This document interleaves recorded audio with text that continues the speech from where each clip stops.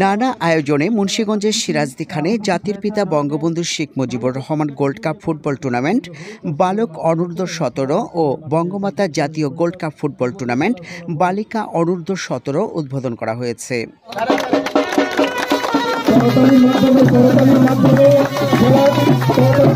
সোমবার ইসাপুরা সরকারি মডেল উচ্চ বিদ্যালয় মাঠে মুন্সিগঞ্জ 1 আসনের সংসদ সদস্য আলহাজ মহিউদ্দিন আহমেদ টুর্নামেন্টের উদ্বোধন করেন। এ সময় এমপি বলেন, এই ধরনের প্রতিযোগিতা আয়োজনের মাধ্যমে জাতীয় মানের খেলোয়াড় তৈরি হওয়ার ক্ষেত্র হবে।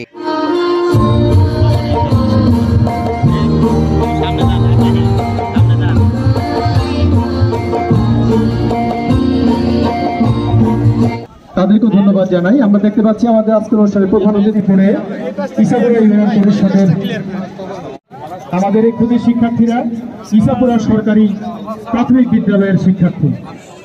এরা সকলেই ইসাপুরা সরকারি প্রাথমিক। টুর্নামেন্ট শুরুর আগে শিক্ষার্থীদের মনোজ্ঞ ডিসপ্লে ছিল চোখে পড়ার মতো।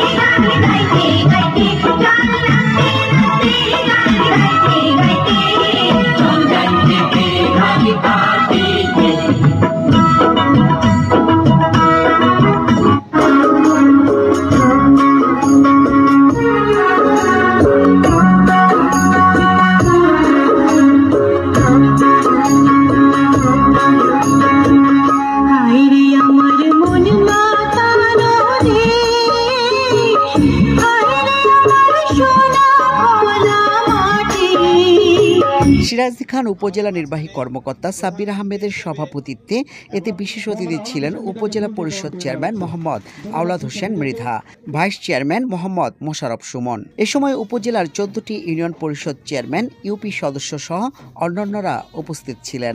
উদ্বোধনীয় খেলায় জনিসার ইউনিয়ন পরিষদ দল ও ইসাপুরা ইউনিয়ন পরিষদ দল অংশ নেয়। নির্ধারিত সময়ে গোলশূন্য ড্র হয়। পরে ট্রাইব্রেকারে 4-5 গোলে ইসাপুরা ইউনিয়ন দলকে পরাজিত করে জয় পায় জনিসার ইউনিয়ন দল।